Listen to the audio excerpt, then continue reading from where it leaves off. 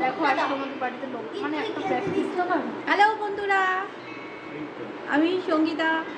আজকে থেকে তোমাদের নতুন একজন বন্ধু হলাম তোমাদের গ্রুপে। ফার্স্ট দিন আমার আজকে। তো আজকে আমার ঘরে অনেকজন এসছে, আমার বন্ধু কাম বলতে গেলে রিলেটিভ সব কিছু নিয়ে জুড়ে আছে তারা। চলো তাদের একবার তোমাদের দেখিয়ে দিই। আইও বন্ধু কাম বোন আমার কুচু। ওই যে একজন ফোনে খুব ব্যস্ত।